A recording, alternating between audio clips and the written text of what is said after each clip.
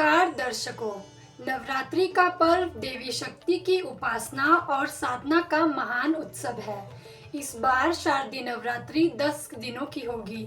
सामान्यतः यह 9 दिनों तक रहती है, लेकिन वृक पंचांग के अनुसार इस वर्ष तृतीया तिथि 2 दिन पड़ रही है। इसी वजह से नवरात्रि 9 नहीं बल्कि पूरे 10 दिनों की मानी जाएगी।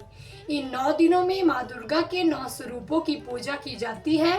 हर दिन माँ का अपना विशेष महत्व होता है और उस दिन माता के अलग अलग रूप की आराधना की जाती है। नवरात्रि के दूसरे दिन माँ ब्रह्मचारिणी की पूजा की जाती है। उनका स्वरूप अत्यंत शांत, तपस्विनी और तेजस्वी है। उनके दाहिने हाथ में जपमाला और बाएं हाथ में कमंडल है। यह रूप साधना, संयम और भक्ति का प्रतीक माना जाता है। मान्यता है कि जब माता सती ने हिमालय के राजा हिमवान और रानी मैना के घर जन्म लिया, तब वे ब्रह्मचारिणी के रूप में प्रकट हुई। उन्होंने भगवान शंकर को पति रूप में प्राप्त करने के लिए हजारों वर्षों तक कठोर तपस्या की।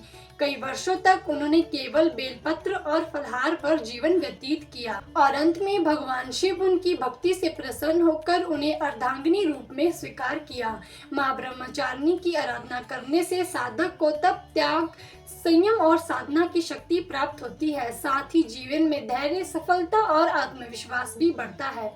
इसी क्रम में नवरात्रि के अवसर पर शक्ति पीठों का भी विशेष महत्व होता है।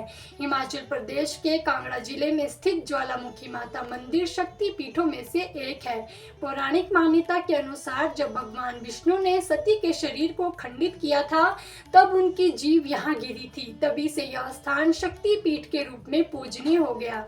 इस मंदिर की सबसे बड़ी विशेषता यह है कि यहाँ भूमि से प्राकृतिक अग्नि ज्वालाएं निकलती है, जो हजारों वर्षों से निरंतर जल रही है।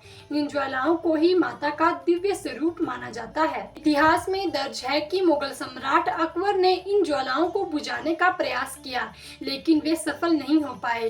अंततः उन्होंने देवी की शक्ति को स्वीकार किया और यहाँ सोने का छत्र चढ़ाया।